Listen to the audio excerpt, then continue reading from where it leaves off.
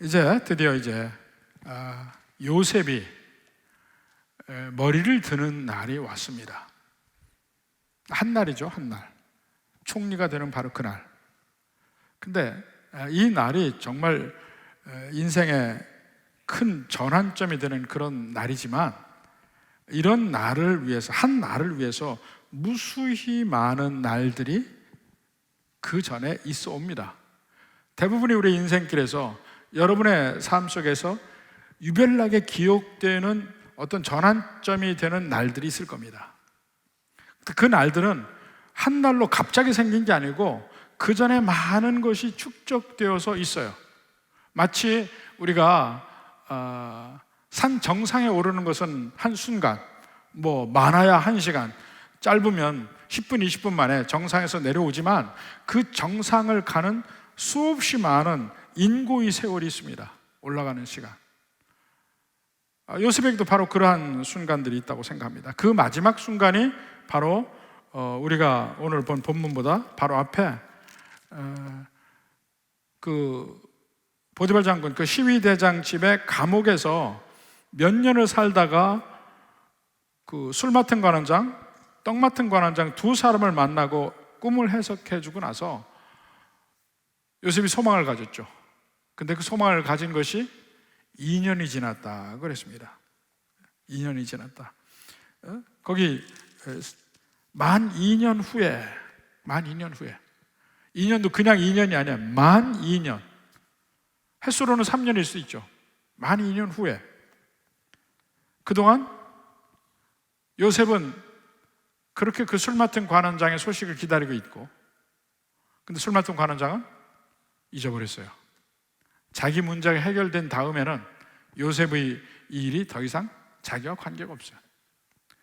근데 그 뒤에 일어나는 일들을 보면 하나님은 잊지 않고 계십니다. 사실 계속해서 보게 되면 요셉도 잊지 않고 있어요. 근데 요셉이 잊지 않고 있는 것은 그 술 맡은 관원장을 믿고 그 사람의 소식을 기다리는 게 아니고, 결국 요셉은 끊임없이 기다리는 것은 자기가 일찍이 꾸었던 꿈, 하나님이 주신 꿈, 자기 형제들이 자기를 향해서 절을 하게 된다는 그 꿈, 그것은 분명히 하나님이 주셨기 때문에 그 꿈은 잊지 않고 있습니다. 환경은 그 꿈과는 전혀 관계없는 환경이죠. 그럼에도 불구하고 요셉은 하나님이 주신 꿈이기 때문에 그것은 간직하고 있습니다. 근데 그것이 결국은 이루어지는 과정이 요셉의 모든 삶이라고 생각해요.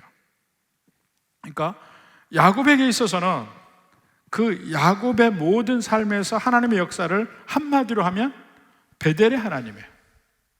베델에서 하나님이 야곱에게 나타나시고 그 이후의 모든 인생을 하나님이 지켜주시겠다고 약속하시고 그 일을 이루시고 마침내 베델까지 오게 하시는 하나님,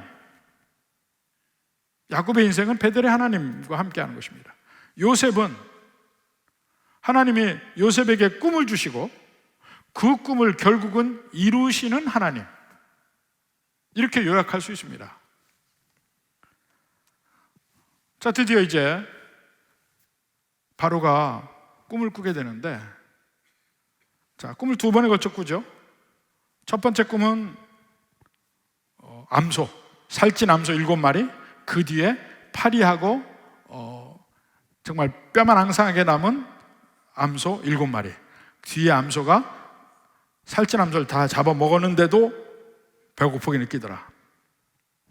두 번째는 이삭, 풍성한 7이삭, 파리한 마른 7이삭. 자기 동족을 잡아먹는 기이한 그런 꿈이에요. 근데 여기서 우리말에는 하나도 없어요. 하나도 없는데, 여기에 히브리 그 원어 성경에서 보면 계속해서 히네이 하라는 말이 있어요. 히네이. 제가 히네이라는 말을 몇 번에 걸쳐서 이야기를 한 적이 있습니다. 히네이라는 말은 그 영어로 보면, 그러니까 킹 제임스 버전이라는 성경을 보면 behold라고 되어 있습니다. behold. 우리말로 가장 가까운 말은 짠 하는 말이야. 갑자기 놀라운 광경이 쫙 펴질 때 히브리어로 히네이 그럽니다. 깜짝 놀랄 일이 딱 눈앞에 벌어질 때마다 히네이라는 말을 해요. 근데 그 히네이라는 말이 여기에서 6번이나 나와, 이 짧은 구절에. 그러니까 깜짝 놀란 장면, 깜짝 놀란 장면, 계속해서 그 놀라는 면이 나온다는 거예요. 놀라운 광경들이 벌어지고 있어요. 드디어 요셉이 이 꿈을 해석하게 됩니다. 근데 요셉이 꿈을 해석하는 것이 전부 요셉의 인생에서 3번이 나와요. 3번. 제일 먼저는 자기가 2번의 꿈을 꾸죠. 그리고 그것을 형들 앞에서 해석을 해줍니다. 해석할 필요도 없어. 사실은 형들의 이삭이 내게 절을 했다고 하니까. 그 꿈, 2번째 꿈은 감옥에서 술 맡은 관원장과 떡 맡은 관원장의 꿈을, 2꿈을 해석해 준 거. 근데 그것 때문에 결국은 바로의 2꿈을 해석을 하게 됩니다. 그러니까 이 요셉이 감옥에 간 것도 우연이 아니요, 감옥에서 꿈을 해석해 준 것도 우연이 아니요, 그 꿈을 해석해 주는 능력을 하나님이 주신 것이 처음 요셉의 꿈에서부터 계속해서 우연이 아니고, 그 꿈이 하나님이 요셉과 함께 하시며 요셉의 인생을 주관하고 계신다는 것을 보여주는 그런 모티프입니다. 자, 그래서 이 바로가 그 2가지 꾸고 이제 번민하죠. 8절에 봅시다. 아침에 그의 마음이 번민하여 사람을 보내어 애굽의 점술가와 현인들을 모두 불러 그들에게 그의 꿈을 말하였으나 그것을 바로에게 해석하는 자가 없더라. 꿈을 얘기를 해줬습니다. 근데 해석하는 사람이 없어요. 근데 이 꿈 얘기가 또 다른 데도 나오는 게 있습니다. 어디 나오냐면 다니엘서에 2번에 걸쳐서 나와요. 느부갓네살 왕이 꾸는 꿈입니다. 하나는 이제 먼저 다니엘서 4장을 봅시다. 다니엘서 4장 7절에 보면 느부갓네살 왕이 꿈을 꿨습니다. 근데 꿈을 꿨는데 그때 박수와 술객과 갈대아 술사와 점쟁이가 들어왔으므로 그가 그 꿈을 그들에게 말하였으나 그들이 그 해석을 내게 알려주지 못하였느니라. 이 느부갓네살 왕이 이제 1인칭으로 자기가 말하는 것처럼 그 얘기가 나오는 거예요. 그 꿈은 결국은 그 느부갓네살 왕이 짐승처럼 되었다가 다시 하나님이 회복시켜주는 그런 꿈이에요. 그것도 얘기를 하고 했는데도 수사들이 해석하지 못해. 더 황당한 건 느부갓네살 왕이 그 전에 이 신상의 꿈을 꿉니다. 근데 그 신상의 꿈을 꿀 때는 꿈의 내용도 말해주지 않아요. 그리고 해석하라고 합니다. 다니엘서 2장 9절 한번 봅시다. 너희가 만일 이 꿈을 내게 알게 하지 아니하면 너희를 처치할 법이 오직 하나이니 이는 너희가 거짓말과 망령된 말을 내 앞에서 꿈에 말하여 때가 변하기를 기다리려 함이라. 이게 무슨 말이냐면, 자, 내가 참 이상한 꿈을 꾸었다. 그러니까 술사들이 뭐라 하냐면 그 꿈을 얘기해 주십시오. 우리가 해석해 드리겠습니다. 그러니까 느부갓네살 왕이 싫다. 너희들에게 해석할 능력이 있으면 그 꿈이 뭔 줄도 너희들이 알아야 돼. 마음대로 너네 마음대로 해석을 하고 그럴 거다 하면은 그건 거짓이 되고 나를 우롱하는 처사이니까 꿈 내용 자체도 아마 알아맞혀 보고 그런 사람은 해석도 내가 인정해 준다. 그렇게 얘기하는 겁니다. 결국 나중에 다니엘이 그 꿈의 내용도 이야기하고 해석도 이야기를 해줍니다. 근데 여기선 꿈의 내용을 이야기를 했는데 지금 해석하는 자가 없어요. 그럴 때에 꿈의 해석하니까 갑자기 술 맡은 관원장이 그때 다시 2년 전의 일이 생각이 난 거죠. 9절에 봅시다. 술 맡은 관원장이 그에게 바로에게 말하여 이르되 내가 오늘 내 죄를 기억하나이다. 내 죄를 기억한다는 게 이중적인 면이 있습니다. 하나는 옛날에 바로에게 자기가 잘못해서 감옥에 갔던 일, 그것이 그 술 맡은 관원장의 죄이기도 하고, 또 하나는 감옥에서 요셉에게 분명히 약속했잖아요. 내가 나가면 당신을 풀어줄게. 그리고 잊은 거, 그 죄도 이야기할 수 있고, 이 두 가지 면을 다 이야기할 수 있습니다. 근데 그러면서 그가 이제 설명을 하는 것이 이제 10절부터 나오는데, 바로께서 종들에게 놓아서 나와 떡 굽는 관원장을 친위 대장의 집에 가두셨을 때에 나와 그가 하룻밤에 꿈을 꾼 적 각기 뜻이 있는 꿈이라. 그곳에 친위 대장이 종된 히브리 청년이 우리와 함께 있기로 우리가 그에게 말하매 그가 우리의 꿈을 풀되 그 꿈대로 각 사람에게 해석하더니 그 해석한 대로 나는 복직되고 그로 매달려 있나이다. 꿈 해석을 잘하는 사람이 거기 있나이다 하고 얘기를 하는데 자세히 얘기했어요. 그런데 꼭 얘기할 때 보면 자기 중심으로 얘기해요. 원래 정말 객관적인 사실과는 조금 다른 면이 있습니다. 그 히브리 청년이 꿈을 잘 해석하더이다. 근데 요셉은 계속해서 뭐라고 얘기했습니까? 내가 아니고 하나님이 해석하신다고 계속 얘기했는데도 이 사람에게는 안 들려. 그 히브리 청년이 해석했다. 그리고 사실은 그들이 히브리 청년에게 가서 꿈 얘기한 거 아니죠. 요셉이 항상 그들에게 시중을 들다가 왜 오늘은 안색이 안 좋으시죠? 하고 물었을 때 대답이 말이 나온 거예요. 그리고 결국 자기가 풀려나게 되면, 그 꿈대로 풀려나게 되면 그 요셉을 잊지 않겠다 하는데 잊었습니다. 그 말도 뺐어요. 그러니까 다 자기 중심대로 얘기해. 우리가 서로 이야기할 때도 그 면은 다 감안해서 들어야 될 것 같아. 그러니까 말이 한 5사람만 건너가면 송아지가 병아리가 된다니까. 네? 5사람만 건너가면 송아지가 병아리 돼요. 그러니까 우리 건너 듣는 말들은 우리가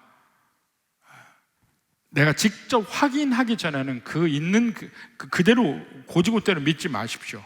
그렇게 고지고대로 믿는 사람들을 뭐라고 그래요? 팔랑귀. 너무 팔랑귀들이 많아요. 쉽게 믿지 마십시오. 더군다나 나쁜 소리는 안 믿는 게 더 좋겠어요. 좋은 소리야 믿어도 손해날 거 없어요. 그 사람 참 좋은 사람이다. 그건 손해날 게 없어요. 그 사람 나쁜 사람이라 그러면 그 굉장히 나중에 손해날 일이 많다고요. 그 사람에게 얼마나 더 상처가 되고. 그러니까 그런 말들은 될 수 있는 대로 안 믿었으면 좋겠어요. 확인이 될 때까지, 내가 직접 경험하기 전까지는 안 믿는 것이 좋겠다. 송아지를 병아리 만들지 말라. 이 말이 합해지는데, 요새 그 말 합해지는 게 요새 젊은이들 유행으로 얘기합니다. 그래서 요새 새롭게 배운 말들이 있습니다. 등린이가 뭔지 아세요? 등린이란 말 못 들어봤죠? 예? 예. 뒤에 린이라고 붙는 거는 어린이의 준말이에요. 등린이는 등산 초보자를 등린이라고 그래요. 그렇게 얘기해요, 다. 그러니까 새로 하는 사람은 거기에다가 뒤에 린이라고, 어린이 린이를 붙여서 얘기를 해요. 요새 말들이 너무 바뀌어가지고 정신이 없어요. 자, 이제 요셉이 드디어 이제 부름을 받죠. 자, 12절부터 봅시다.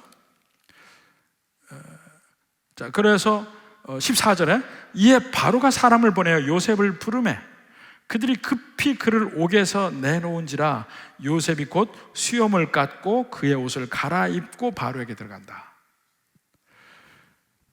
원래 유대인들은 수염을 안 깎습니다. 이집트 사람은 수염을 밉니다. 수염을 미는 정도가 아니고 머리도 밉니다. 이집트 사람의 머리가 있다는 건 거의 대부분이 가발입니다. 이집트가 그러니까 더운 지방이기 때문에 머리가 있으면 자꾸 여기 이도 있고 뭐 이래가지고 완전히 밀어버려요. 밀고 가발을 씁니다.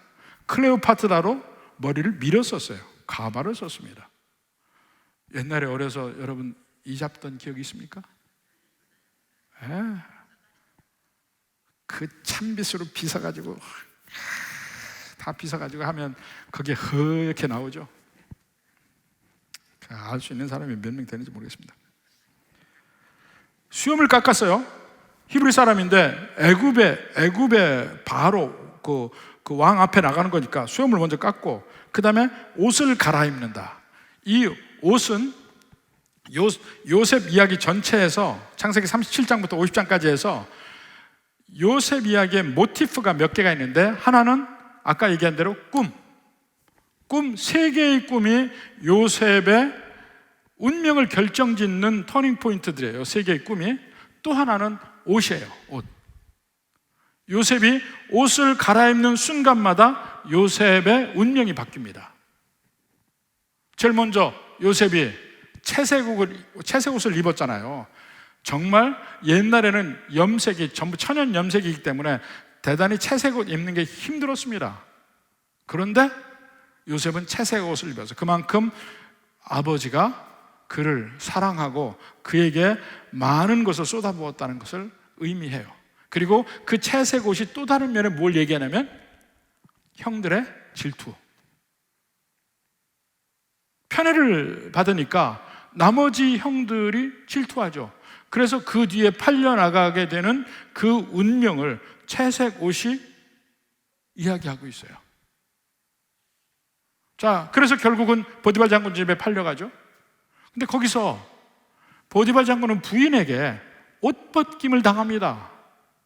옷 벗김을 당해요. 결국 그 옷 벗김 때문에 감옥에 가요. 감옥에 가. 근데 감옥에서 꿈을 해석하는 능력 때문에 다시 옷을 새로 갈아입게 되는데, 그게 이제 감옥에서 풀려나죠. 이제는 바로 앞에 가서 또 총리의 옷을 또 입습니다. 바로가 또 옷을 입혀줘요. 그러니까 그 옷을 벗고 입고 그것으로 이 요셉의 운명이 끊임없이 변화되는 면을 보여줘요. 이런 것이 그 자체가 주제는 아닌데 모티프라고 그래요. 그래서 문학적으로 모티프입니다. 감옥에서 갑자기 왕궁으로 가게 됩니다. 자, 이제 15절부터 봅시다. 바로가 요셉에게 이르되, 근데 이때를 한번 생각해 보시죠. 요셉이 감옥에 있다가 왕궁으로 들어가요.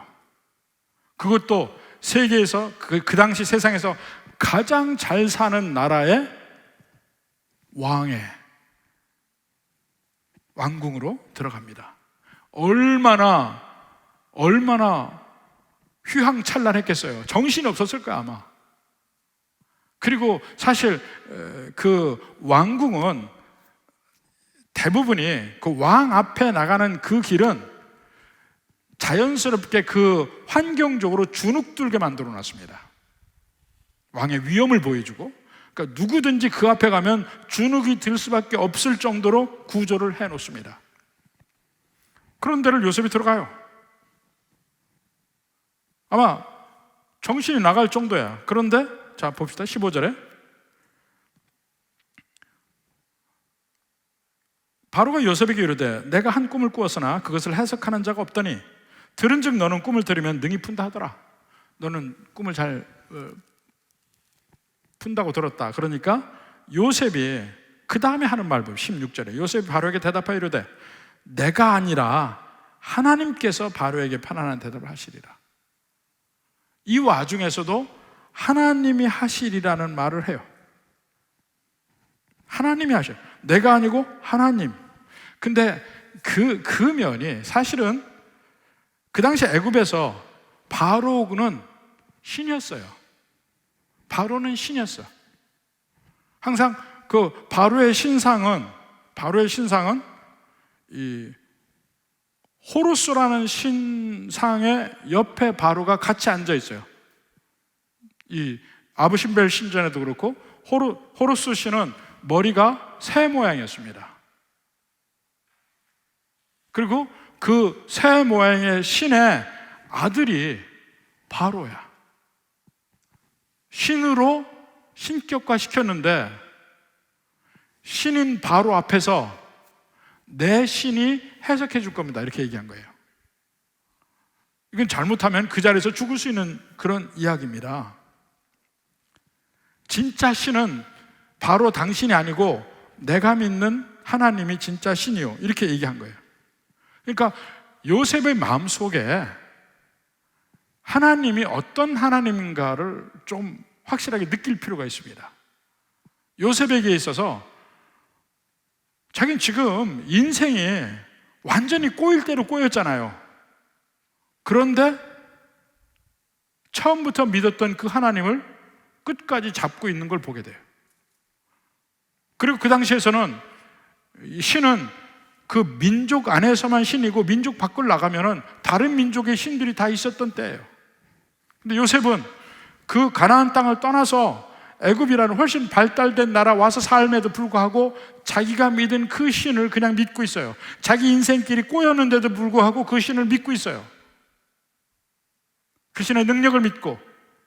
근데 그것을 하나님이 끊임없이 요셉의 삶 속에서 보여주고 있습니다. 보디발 장군 집에서 하나님이 형통케 하시는 것을 보디발 장군도 알았어요. 그러면 요셉은 몰랐겠어요? 요셉 알죠. 하나님이 나와 함께 하시는구나, 그걸 알아요. 종살이 하고 있는데도. 감옥 안에서도 요셉이 형통한 걸 간수가 알아요. 죄수로 있는데도 그 안에서. 그러면 요셉은 몰랐겠냐고요? 요셉은 알죠. 하나님이 나와 함께 하시는구나. 내가 노예로 팔려왔는데도 하나님 함께 하시고, 내가 감옥 속에 있어도 하나님 함께 하시는구나. 그걸 하나님이 느끼게 해주시고 결정적으로 느끼게 한 사건은 뭐냐면 꿈을 해석한 거야. 술 맡은 관원장과 떡 맡은 관원장의 꿈을 해석하고 그대로 된 일. 아, 내가 믿는 하나님이 정말 능력이 있구나 느끼게 되는 겁니다. 그래서 저는 여기서 얘기하고 싶은 게, 요셉의 믿음이 대단했다, 그거 말하는 거 아니에요.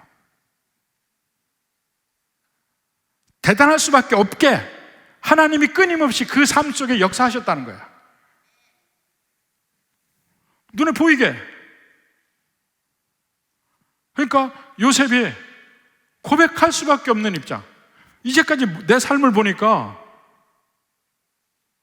보디발 장군 집에서도 하나님이 나와 함께 하셨고, 감옥 속에서도 하나님 나와 함께 하셨고, 그리고 어디에서든 나를 형통케 하셨어요. 꿈도 이루어주셨고. 그러니까 관점이 한번 잘 봐야 됩니다. 누구는 아무리 함께 하신다고 해도 너 감옥에서 쇠사슬에 매여 있었잖아. 아니, 그래도 하나님이 나와 함께 하셨어. 이 관점의 차이예요. 근데 그 하나님이 너를 먼 이국 땅에 노예로 팔았잖아. 아니, 그래도 하나님 나와 함께 하셨어. 신약성경에 보면요, 믿는 백성 중에 자유인도 있지만 노예도 있었어요. 믿는 백성 중에서. 근데 노예들에게 너희들 해방해라 이렇게 얘기 안 했다니까요. 내 종에게, 내 주인에게 하나님께 하듯 내 주인에게 하라 그렇게 얘기했어요. 근데 그 노예들이 정말 하나님을 믿음으로 자기 주인들에게 하나님께, 예수님께 대하듯, 주님 대하듯이 했다니까요. 한번 하나님이 내게 주시는 복이 뭔지를 생각해 볼 필요가 있습니다. 복이 뭔지. 우리 사회는 너무나 비교하기 좋아하잖아요. 나는 100만 원 버는데 저 사람은 1000만 원 벌어. 그럼 나는 불행한가? 하나님이 나와 함께 하시면 복된 삶이에요. 지난번에 세계에서 가장 행복한 나라가 부탄이었다는 발표가 있었거든요. 부탄. 가장 가난한 나라인데 행복 지수가 가장 높았어요. 근데 요즘에 새로 조사했는데 어떤 결과가 나온지 아십니까? 부탄이 가장 불행한 나라가 됐어요. 스스로 느낄 때 우리 정말 행복하지 못하다, 우리는 불행하다, 이렇게 느낀다는 거야. 그 차이가 뭔지 아십니까? 그들의 삶은 안 바뀌었어요. 근데 그들에게 인터넷이 들어왔어. 그리고 보니까 자기네가 세상에서 제일 가난한 나라야. 보니까 그때부터 그들이 불행해지기 시작한 거예요. 아무것도 모를 때는 그들은 제일 행복하다고 생각했어요. 우리 인생의 행불행을 느끼는 게 그런 식이라니까요. 남과 비교해서 내가 지금 살고 있는 것이 행복하냐 불행하냐, 그거를 비교해서 느끼려고 그래. 관점이 비교한다면 요셉처럼 불행한 사람이 어디 있어요? 애매하게 형제들에게 배신당해서 종으로 팔려갔고, 잘못이 없는데도 불구하고 무고하게 당해서 감옥에 들어갔고, 그런 식으로 생각하면 가장 불행한 사람이에요.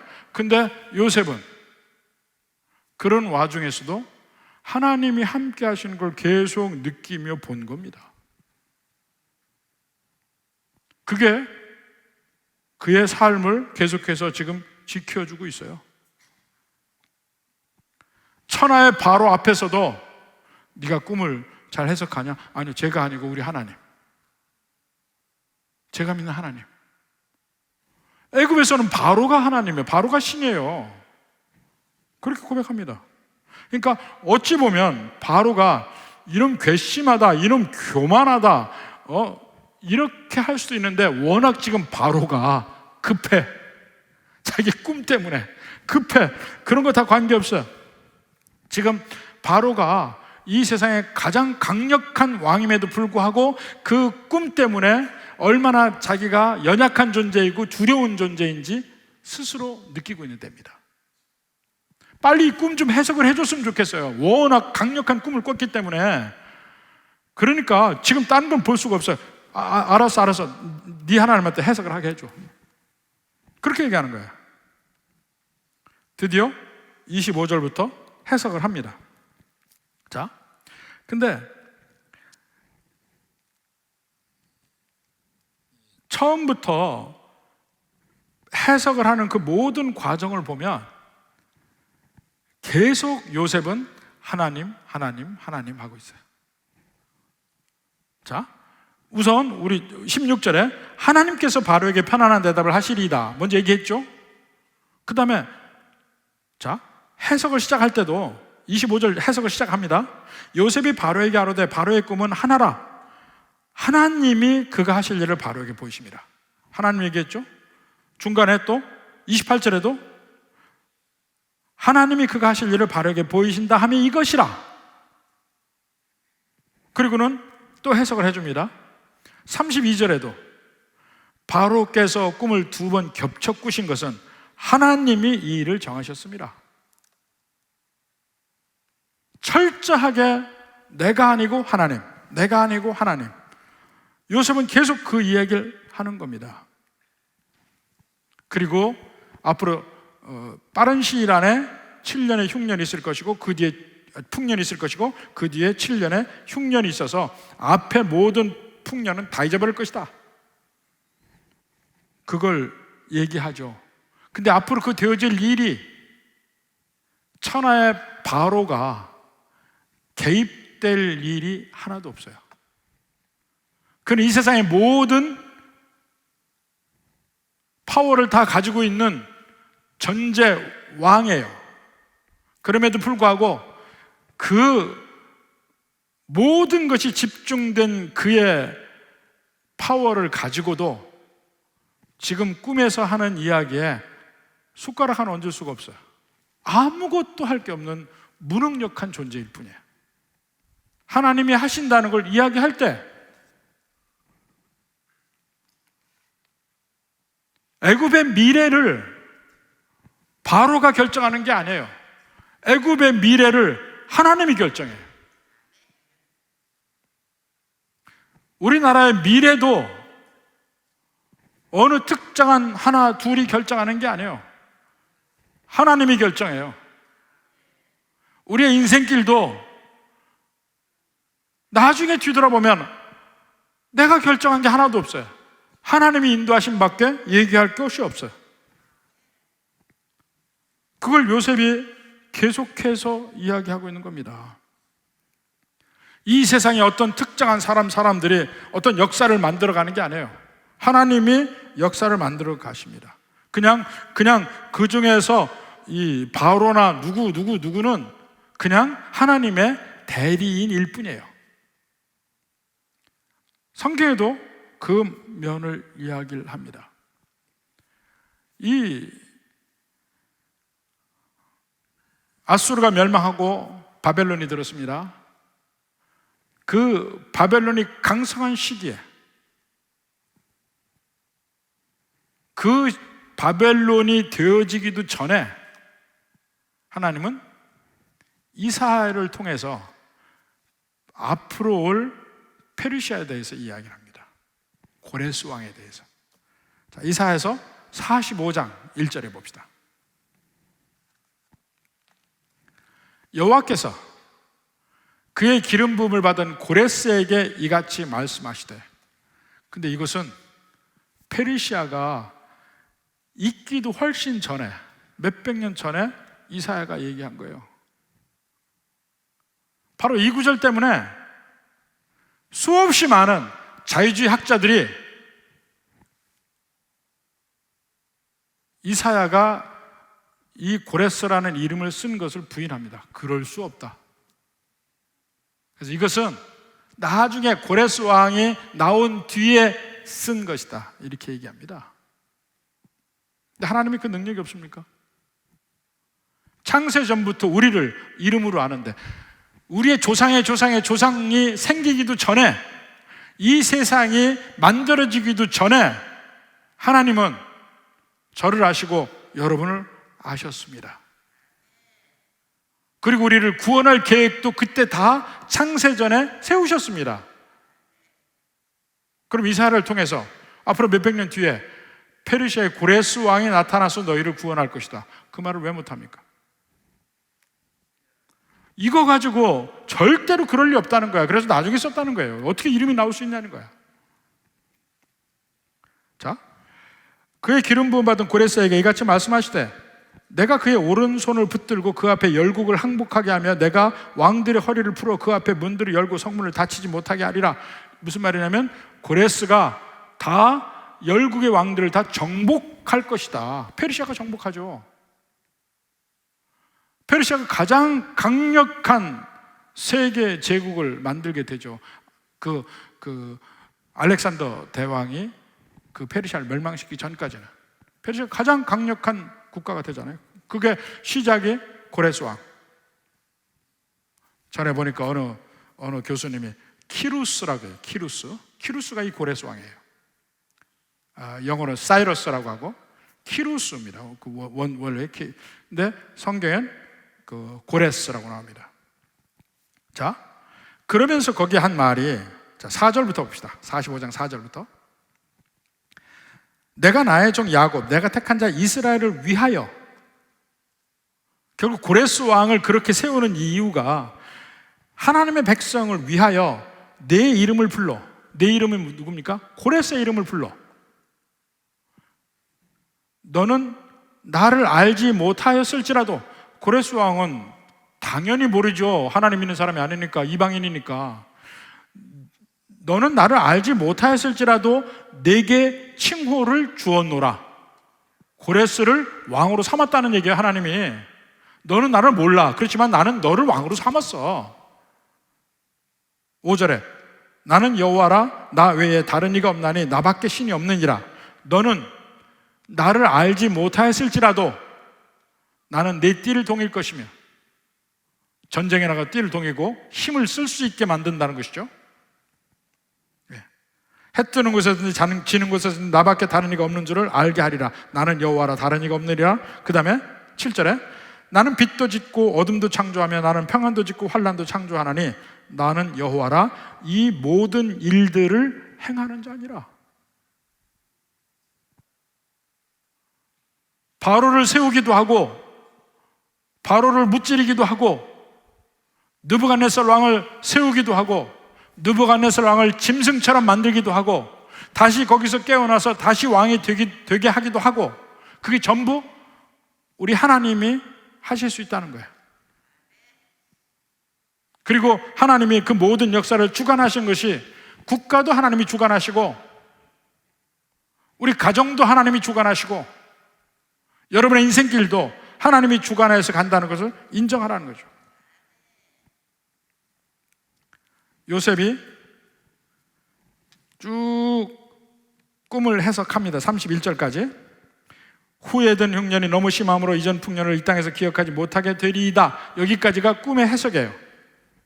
그리고 32절, 바로께서 꿈을 2번 겹쳐 꾸신 것은 하나님이 이 일을 정하셨습니다.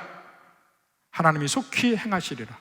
2번 겹쳐 꾼 것은 하나님이 일을 정하셨습니다. 근데 생각해보면 요셉이 처음에 꿈을 2번 겹쳐 꿨잖아요.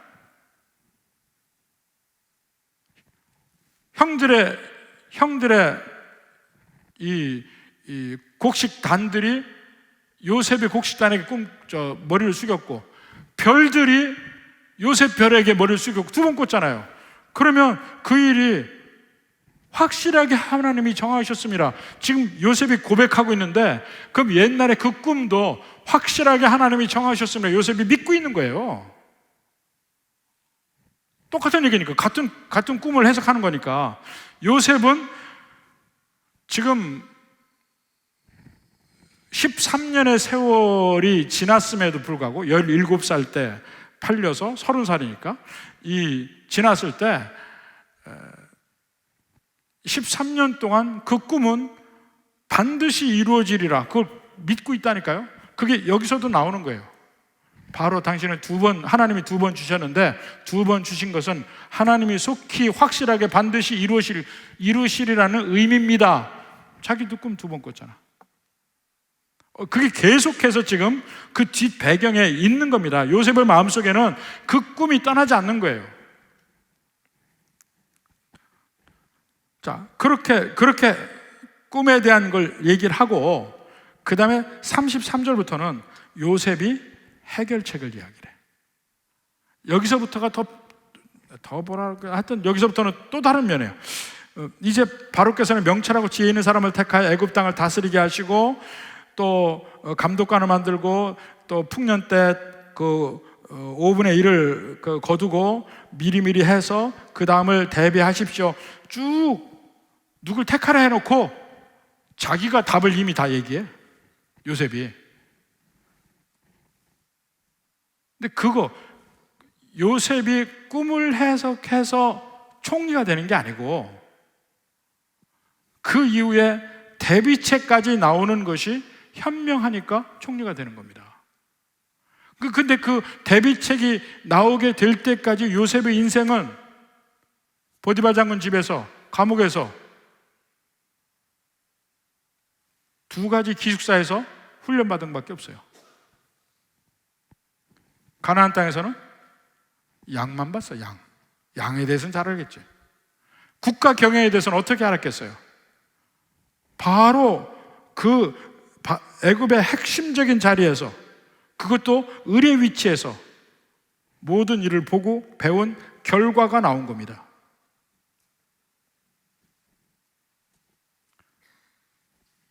그 일을 얘기하잖아요. 그 계획도 얘기해. 앞으로 하나님께 주셨으니까 하나님의 뜻은 이걸 대비하라는 얘기고, 대비는 이렇게 해라 하고 얘기하는 거예요.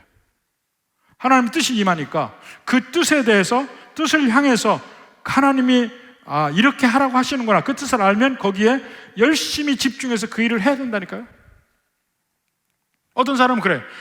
하나님의 뜻이 있으면 인간이 어떻게도 관계없이 그 일은 이루어질 거 아니냐. 그거 정말 하나님의 뜻을 모르는 얘기야. 우리가 지금 주일날 사도행전 보잖아요. 지난번에 뭘 봤습니까? 바울이 2차 전도여행을 갔는데 지금 터키 흑해지방으로 올라가려는데 계속 막혀. 그러다가 환상 중에 마케도니아 사람이 자기들에게 오라는 그 환상을 보고 하나님의 뜻을 비로소 깨닫죠. 깨달은 뒤에 바울이 어떻게 합니까? 열심히 마케도냐로 가기 위해 노력합니다. 하나님의 뜻이 여기 있다. 그러니까 그것을 이루기 위해 노력한다니까요. 요셉도 하나님의 뜻이 보여진 것은 하나님이 이렇게 행하려고 하니까 거기를 대비하라 했으니까 요렇게 대비를 합시다. 하나님의 뜻에 나를 맞추는 일을 하는 거예요. 우리도 마찬가지입니다. 우리의 삶에서 하나님의 뜻을 구합니다. 근데 하나님의 뜻을 구할 때는 일단 이것이 하나님의 뜻이다 하고 확신이 들면 그걸 이루기 위해 열심히 노력해야 돼요. 자, 오래된 얘기니까 제가 하나 얘기를 하면, 제가 하나님의 부르심을 받을 때, 제가 처음에 부르심을 받을 때 제가 이 경영대학원을 다닐 때요. 근데 경영대학원 다닐 때 이 성적을 가지고 뭐 어떻게 되리라 뭐 이런 얘기도 듣고 뭐 이렇게 해서 야, 이 과목은 내가 A 학점 받겠구나 하고 이제 좀 생각이 들었어요. 그러니까 나도 모르게 아니해져. 내가 뭘 해도 하나님의 A 학점 받는다 했으니까 나는 받겠지. 결과가 어떻게 나왔겠어요? B 학점 받았어. 노력 안 하고. 그때 많이 깨달았다니까요. 하나님의 뜻이 있으면 그 뜻을 이루기 위해 내가 열심히 노력해야 되는데 안 한 거야. 여러분에게도 이게 하나님의 뜻이다 그러면 그걸 이루기 위해서 열심히 노력해야 돼요.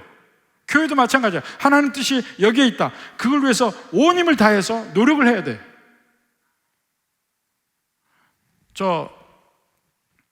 하나님께서 가나안 땅을 이스라엘 백성들에게 주셨습니다. 경계가 있잖아요.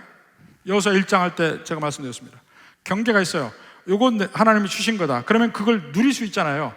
근데 그 누리는 것이 그 다음에 다 누리질 못해. 사람들이 사사기 때는 그 좋은 땅 하나도 못 가고 그 산지에서 그 돌 많은 강원도 땅에서 계속 살았어요. 점점 나중에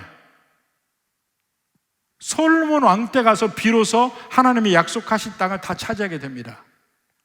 근데 여호수아 1장에 뭐라고 되어 있냐면 이중적으로 나와 있어요. 요 땅은 내게 주리라, 또 다르면은 네가 발로 밟는 곳은 주리라 그렇게 했어요.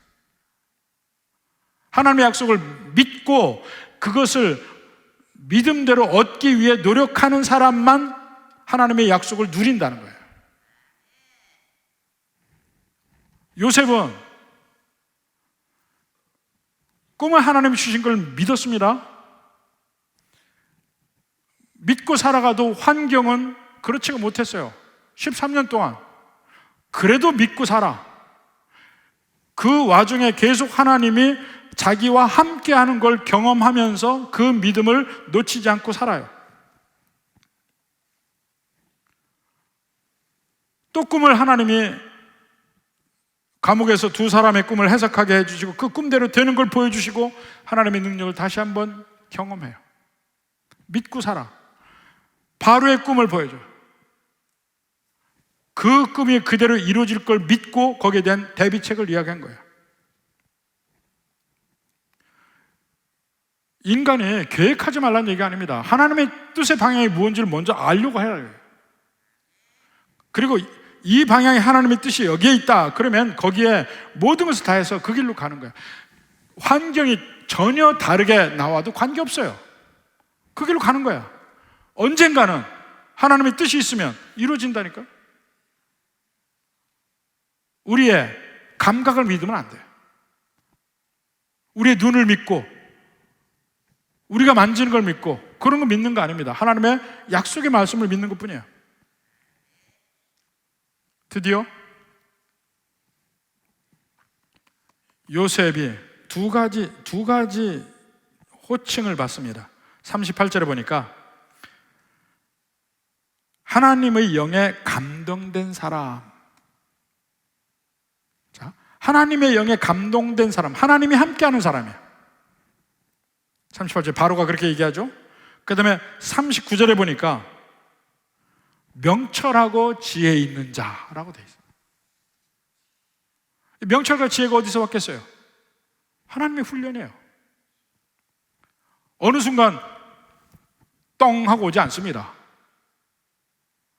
하나님의 지혜는 그냥 똥 하고 오지 않아요. 하나님의 지혜는요, 보통 사람 막대기와 인생 채찍으로 옵니다. 삶의 고난으로 지혜가 옵니다. 고난이 없는 삶은 지혜도 없습니다. 항상 고난이 있어야 지혜가 생겨요. 참 희한해요. 그래서 히브리서에서 이야기하죠.